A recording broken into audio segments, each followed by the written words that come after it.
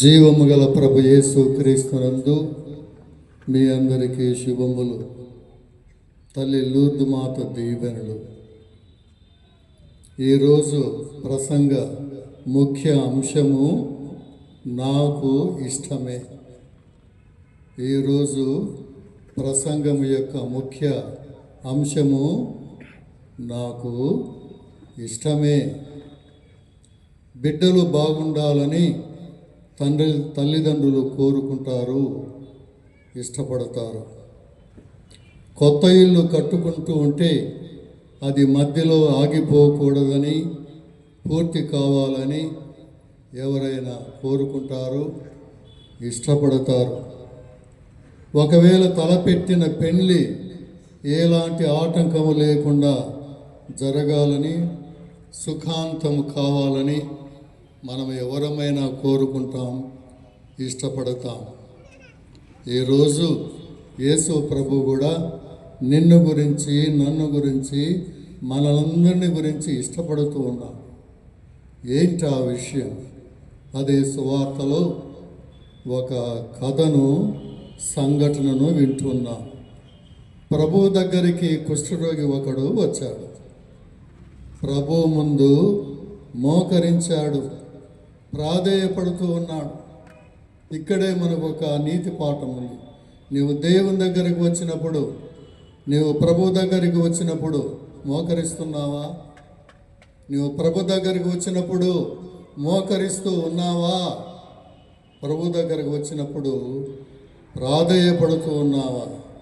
ఆ కుష్ఠరోగి అంటున్నాడు, నీకు ఇష్టమైతే నన్ను స్వస్థపరచగలవు యేసయ్యా, నీకు అసాధ్యమైంది ఏదీ లేదు. నువ్వు అనుకుంటే చేయగలవు. నువ్వు ప్రభు దగ్గరకు వస్తే ఈ విశ్వాసము కలిగి ఉండాలి. ప్రభు అనుకుంటే నేను అడిగింది నెరవేరుస్తాడు, నేను అడిగింది ప్రభు చేస్తాడు. ఆ కుష్ఠరోగి నీకు ఇష్టమైతే, నువ్వు అనుకుంటే నువ్వు చేయగలవు యేసయ్యా. అప్పుడు ప్రభు అంటున్నాడు, అవును నాకు ఇష్టమే, నీవు శుద్ధి పొందుదువుగాక అంటున్నాడు. నువ్వు ప్రార్థన చేస్తే ప్రభు అంటున్నాడు, అవును నాకు ఇష్టమే, నీ ప్రార్థన నెరవేరునుగాక, నీ ప్రార్థన నెరవేరునుగాక అని ప్రభు అంటా ఉన్నాడు. నీకిష్టమైనచో, నీకిష్టమైనచో,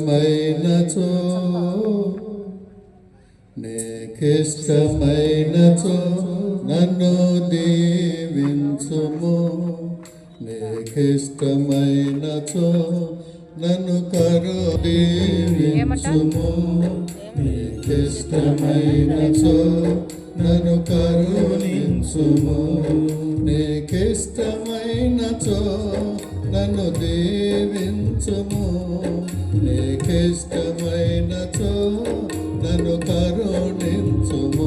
అందరూ నీకిష్టమైనచో నన్ను దీవించుము, నీకిష్టమైనచో నన్ను కరుణించుము. యేసయ్యా, యేసయ్యా, నా యేసయ్యా, మెస్సయ్యా, మెస్సయ్యా, నా మెస్సయ్యా. అందరూ యేసయ్యా, యేసయ్యా, నా యేసయ్యా, మెస్సయ్యా, మెస్సయ్యా, నా మెస్సయ్యా. యేసయ్యా, యేసయ్యా, నా యేసయ్యా, మెస్సయ్యా, మెస్సయ్యా, నా మెస్సయ్యా. యేసయ్యా, యేసయ్యా, నా యేసయ్యా, మెస్సయ్యా, మెస్సయ్యా, నా మెస్సయ్యా. ఇష్టమైనచో నన్ను స్వస్థపరచుము, ఇష్టమైనచో నన్ను బాగు చేయుము, ఇష్టమైనచో నన్ను స్వస్థపరచుము, ఇష్టమైనచో నన్ను బాగు చేయుము, ఇష్టమైనచో నన్ను స్వస్థపరచుము. నీకిష్టమైనచో నన్ను బాగు చేయుము. నీకిష్టమైనచో నన్ను స్వస్థపరచుము. నీకిష్టమైనచో నన్ను బాగు చేయుము. నీకిష్టమైనచో నన్ను స్వస్థపరచుము. నీకిష్టమైనచో నన్ను బాగు చేయుము. నీ ద్రాక్షారసముగా మార్చిన యేసయ్య, నీటిని ద్రాక్షారసముగా మార్చిన యేసయ్య, సముద్ర గాలిని తుఫానును శాంతింపజేసిన యేసయ్య, చనిపోయిన లాజరును సజీవంగా లేపిన యేసయ్య ఆఫ్టర్ ఆల్ కుష్ఠరోగిని శుద్ధి చేయలేడా? చేస్తాడు. ఆయన నయము చేయలేడా? ఎస్, ఆయన నయము చేయగలడు, స్వస్థపరచగలడు. అది ప్రభువుకు ఇష్టమే. అవును, నాకు ఇష్టమే, నీవు శుద్ధి పొందుదువుగాక అన్నాడు ప్రభు ఆ కుష్ఠరోగితో. అవును, నాకు ఇష్టమే, ప్రభువుకి ఇష్టమే నిన్ను శుద్ధి చేయాలని, నిన్ను బాగు చేయాలని, నీకు ఆరోగ్యం దయచేయాలని ప్రభువుకు ఇష్టమే. కీర్తన 18:19 వచనం అంటుంది బైబిల్లోని పాత నిబంధనలు. కీర్తన 18:19, నేను అనిన ప్రభువుకు ఇష్టము కనుక ఆయన నన్ను కాపాడెను. 18వ కీర్తన 19వ వచనం అందరు చెప్పండి. నేను అనిన ప్రభువుకు ఇష్టమే కనుక ఆయన నన్ను కాపాడెను. నువ్వంటే ప్రభువుకి ఇష్టం తెలుసా? నువ్వంటే ప్రభువుకి ఇష్టం. అవును, నాకు ఇష్టమే. కుష్ఠరోగిత అన్న ఆ యేసు ప్రభు ఈరోజు నీతో నాతో అంటున్నాడు, అవును నువ్వంటే నాకు ఇష్టమే, నువ్వంటే నాకు ఇష్టమే, నువ్వంటే నాకు ఇష్టమే అన్న ప్రభు, నువ్వు ఎత్తుగా ఉన్నావని, లావుగా ఉన్నావని, అందంగా ఉన్నావని, ధనవంతునివై ఉన్నావని, పెద్ద ఉద్యోగం IAS IPS ఇదేదో చేస్తున్నావని అందుకు కాదు ఇష్టం. సింప్లీ ఆయన ఇష్టం అంతే, ఆయన ఇష్టం అంతే. నువ్వు మహాపుణ్యపురుషునివని, నీతిమంతునివని, పరిశుద్ధునివని కాదు. ఆఖరకు లూకాసు వార్త 19:10 వచనములో పాపాత్ములను వెదకి రక్షించుటకు వచ్చి ఉన్నాడు. పాపాత్ములను, తప్పిపోయిన దానిని వెదకి రక్షించుటకు. మనం గొప్పవాళ్ళమని అని కాదు. నువ్వు తప్పిపోయి ఉంటే, నువ్వు పాపిగా ఉంటే నీకోసం, అందుకే నిన్ను ప్రేమిస్తున్నాడు. లాజరు చనిపోతే ఆయన సమాధి దగ్గరికి పోయాడు యేసు. ఆయన ఎక్కడ పూడ్చారు, ఎక్కడ పూస్తారు?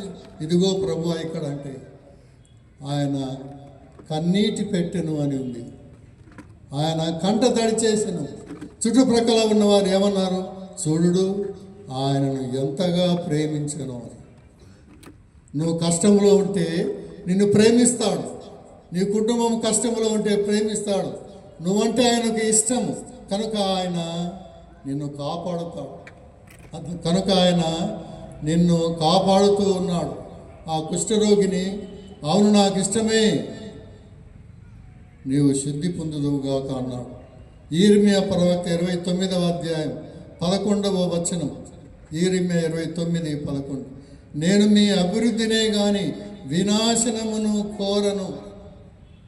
నేను మీ అభివృద్ధినే కానీ, నీ సంక్షేమాన్నే కానీ, నీ మంచినే కానీ నేను వినాశనాన్ని, నువ్వు చెడిపోవాలని, నీకు కీడు కలగాలని అట్లా ప్రభు ఎప్పుడు అనుకోడు. మాకు ఫిలాసఫీ థియాలజీ చెప్పేటప్పుడు, దేవుని గురించి చెప్పేటప్పుడు హైయెస్ట్ గుడ్ అని అంటారు. గుడ్ అంటే మంచిది, హైయెస్ట్ గుడ్, దానికి మించి ఇంకా ఏం లేదు. హైయెస్ట్ గుడ్, అలాంటి గుడ్నెస్, దాంట్లో నుంచి బ్యాడ్ రాలేదు. మంచితనం నుంచి బ్యాడ్, దేవుడు మంచివాడు, ఆయన నుంచి ఏ బ్యాడ్ రాలేదు. అందుకే నేను మీ అభివృద్ధినే కానీ వినాశనమును కోరను. మన దేవుడు మన మంచినే కోరుకుంటాడు, మన అభివృద్ధిని ఆశిస్తాడు. నువ్వు బాగుండాలని ఆయనకు ఇష్టం. కీర్తన 145:8-9 ప్రభువు ప్రేమపూరితుడు, కరుణానిధి, సులభముగా కోపపడువాడు కాడు. ఆయన అందరికీ మేలు చేయును. 145వ కీర్తన 8-9 వచనాలు. ప్రభువు ప్రేమపూరితుడు, కరుణానిధి, సులభముగా కోపపడువాడు కాడు. ఆయన అందరికీ మేలు చేయును. కనుక మన దేవుడు నీవు నీ కుటుంబంతో పిల్లా పాపలతో సంతోషంగా ఉండాలని, ఆనందంగా వర్ధిల్లాలని ఇష్టమే, నాకు ఇష్టమే. యేసు అంటున్నాడు. మరి నువ్వు నమ్ముతూ ఉన్నావా? నా ప్రభు నేనంటే ఆయన ఇష్టం. నువ్వు నమ్ముతూ ఉన్నావా? నమ్ము, ప్రార్థన చెయ్యి. ఒకవేళ ఏదైనా లోపంగా ఉంటే, నీలో ఏదైనా లోపంగా ఉంటే, ప్రభు నేనంటే ఇష్టమే అన్నాడే, నాకు అన్ని మంచి చేస్తా అన్నాడే, ఆయన అందరికీ మేలు చేయవాడు అన్నాడే. మరి ఏదైనా ఇబ్బందిగా ఉందా? ప్రార్థన చెయ్యి. సామెతలు 16:3, సామెతలు 16:3, దేవుని నీ కార్యములను దీవుకొని వేడుకొందుము, అప్పుడు నీకు తప్పక విజయము చేకూరును. దేవుని నీ కార్యములను దీవింపమని వేడుకొనుము, అప్పుడు నీకు తప్పక విజయము కలుగును. ఆయన నువ్వంటే ఇష్టమని అంటున్నాడు. నీకు విజయం కలగాల, ప్రార్థన చెయ్యి, అడుక్కో. కీర్తన 37:7, దేవుని ముందట నెమ్మదిగా నిలిచియుండుము, అతని అనుగ్రహం కొరకు ఓపికతో వేచియుండుము. దేవుని ముందట నెమ్మదిగా నిలిచియుండు. చాలామంది గుడికి, చర్చికి వస్తారు, కెద్దిడ్డలకు వస్తారు. వచ్చిన వెంటనే స్లీవ్ గుర్తు కాదు, కాలు మీద కాలు వేసుకుంటారు. కాలు మీద కాలు వేసుకుని స్లీవ్ గుర్తు వేసుకోవాలంటే కాళ్ళతో స్లీవ్ గుర్తు వేస్తారు, కాళ్ళతో స్లీవ్ గుర్తు వేస్తారు. తప్పు. దేవుని ముందట నెమ్మదిగా నిలిచియుండుము, అతని అనుగ్రహం కొరకు ఓపికతో వేచియుండుము. మరి ఈరోజు ఈ వాక్యాలు వింటున్న మనకు దేవుడు ఏం చెబుతూ ఉన్నాడు, ఏమి బోధిస్తూ ఉన్నాడు? ఈరోజు సువార్తలో కుష్ఠరోగి, నీకు ఇష్టమైతే నన్ను శుద్ధి చేయమంటే ప్రభువు అవును నాకు ఇష్టమే. మనం ఏం నేర్చుకోవాలంటే ఇతరులు కూడా బాగుండాలి, నా ఇంటి ప్రక్క వాళ్ళు బాగుండాలి, నన్ను ద్వేషించే వాళ్ళు బాగుండాలి, నన్ను తిట్టుకునే వాళ్ళు, నా గురించి అపహాసం చేసేవాళ్ళు వేలాకోలుగా, వారిని గురించి ప్రార్థన చేయి. నిజమైన క్రైస్తవుడు ఇతరుల మేలునే ఆశిస్తాడు. అసూయపడడం, ఇతరులు బాగుంటే ఓర్వలేకపోవడం, ఇతరులు నష్టపోతుంటే సంతోషించడం, కుటుంబం ఇబ్బందుల పాలవుతుంటే జరగాల్సిందే జరిగిందిలే అని ఎగతాళి చేయడం, నికృష్ట వాక్యాలు పలకడం క్రైస్తవ లక్షణం కాదు. మన ప్రభు అతడు కుష్ఠరోగి అయినా కూడా జాలి నుండి చేయి పట్టి తాకి అవును నాకు ఇష్టమే అన్నాడు. అవును నాకు ఇష్టమే అన్నాడు. కనుక మనం కూడా ఇతరుల పట్ల మేలు భావం కలిగి ఉండాలి, వాళ్ళకి మంచి జరగాలని. లూకాసు వార్త 6:28లో మిమ్ము శపించు వారిని ఆశీర్వదించుడు, మిమ్ము బాధించు వారి కొరకై ప్రార్థించుడు. కనుక యేసు ప్రభు కుష్ఠరోగి పట్ల ఎంత పాజిటివ్గా, ఎంత మంచిగా ఉన్నాడో మనం కూడా ఆయన శిష్యులమై ఉన్నప్పుడు మనం కూడా ఇతరులు బాగుండాలా, అవును నీకు బాగా జరగాల అని ఆశించు. You should be A well wisher. మనకు చాలా సంవత్సరాల క్రిందట ఇందిరాగాంధీ ప్రధానమంత్రిగా ఉన్నింది. మనకు చాలా సంవత్సరాల క్రిందట ఇందిరాగాంధీ ప్రధానమంత్రిగా ఉన్నింది. ఆమె దగ్గర సెక్రటరీ డాక్టర్ పిసి అలెగ్జాండర్ అని ఉండేవాడు. ఆమెకు ఆ ఇందిరాగాంధీకి, మనకు ప్రధానమంత్రిగా ఉన్న ఇందిరాగాంధీకి ఒక వాడుక ఉండేది. కొత్త సంవత్సరం అప్పుడు తన ఆఫీసులో, తన డిపార్ట్మెంట్లో, తన దగ్గర పనిచేసే వాళ్ళకి అందరికీ డిన్నర్ పెడుతుంది. డిన్నర్ పెట్టి డిన్నర్ అయిపోయినాక అందరూ వెళ్ళిపోతుంటే అందరూ thanks madam, thank you madam అని చెప్పిపోతుంటే తలా ఏదో ఒక గిఫ్ట్ ఇచ్చేది, ఏదో ఒక కానుక ఇచ్చేది. అలానే పిసి అలెగ్జాండర్ తన మిసెస్ని తీసుకొని డిన్నర్కు పోయాడు ఒకసారి. అంతా జరిగిన తర్వాత డిన్నర్ అంతా అయిపోయిన అందరూ thank you madam, thanks madam అని చెప్పుకుంటూ వెళ్ళిపోతుంటే పిసి అలెగ్జాండర్కు మంచి రంగురంగుల కాగితాలతో చుట్టినటువంటి ఒక గిఫ్ట్ ప్యాకెట్, ఒక మంచిది కానుక ఇచ్చింది. ఇస్తానే ఆడోళ్ళకు తొందర కదా, ఆయన చేతిలో నుంచి ఈమె లాక్కుని పట్టుకొని సరే కారు దగ్గరికి పోతానే కారు ఎక్కి వాళ్ళ ఇంటికి వెళ్ళాలి, వాళ్ళ క్వార్టర్స్లోకి వెళ్ళాలి. అప్పుడే ఓపెన్ చేసుకుంటే ఆయన చేకి ఇట్లా కొట్టేసి ఉండు ఇంట్లో పిల్లలు ఉన్నారు కదా, వాళ్ళందరి ముందు మనం చూద్దాం ఇందిరాగాంధీ ఏమి కానుక ఇచ్చిందో అని. అక్కడ ఇంటికి పోతానే అందరినీ పిలిచి ఓపెన్ చేశాడు. ఓపెన్ చేస్తేనే ఆశ్చర్యం, అబ్బురపడ్డారు. ఆశ్చర్యం వాళ్ళకి అర్థం కాల.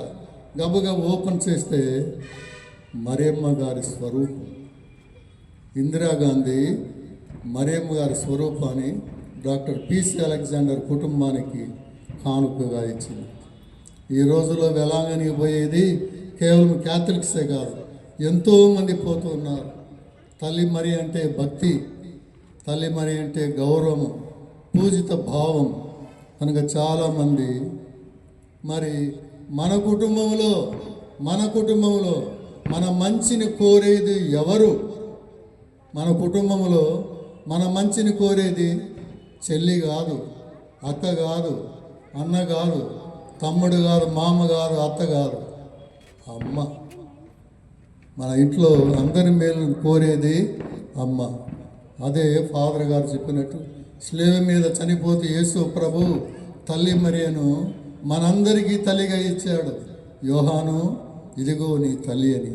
అంతటా ఆ శిష్యుడు ఆమెను తన ఇంట చేర్చుకొనెను అని వాక్యం ఉంది. అంతటా ఆ శిష్యుడు ఆమెను తన ఇంట చేర్చుకొనెను అని ఆమె ఇంటికి తీసుకుపోయాడు. తన ఇంటికి నేను ప్రొటెస్టెంట్ వాళ్ళతో మాట్లాడుతూ చెప్తా, తల్లి మరియ స్వరూపాన్ని కానీ పటం కానీ మీ ఇంట్లో పెట్టుకున్నారా? తాను బహుగా ప్రేమించే శిష్యుడు యోహాను ఆమెను తన ఇంటికి తీసుకుపోయాడని ఉందే వాక్యం. నువ్వు వాక్యాన్ని ఫాలో కావడం లేదే, ఆ తల్లిని ఇంట్లో పెట్టుకోవడం లేదే. ఆ తల్లి ఏం కోరుకుంటుంది? మన మంచినే కోరుకుంటుంది, మన శ్రేయస్సునే కోరుకుంటుంది.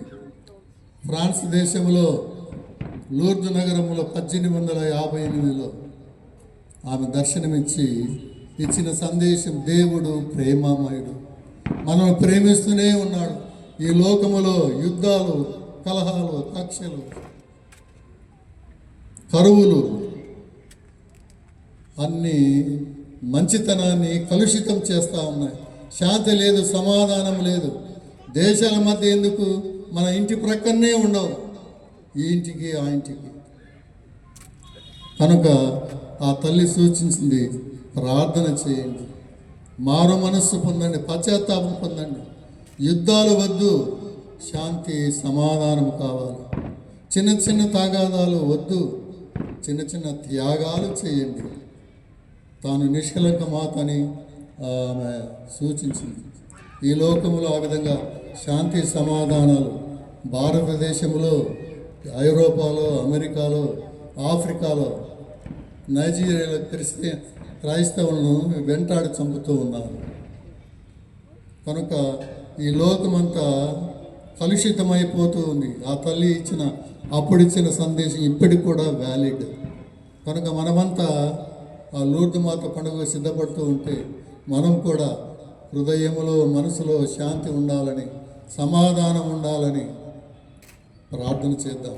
ఆ తల్లి మనల్ని అందరినీ కూడా దీవించి కాపాడుదురుగాక. ఆమేన్.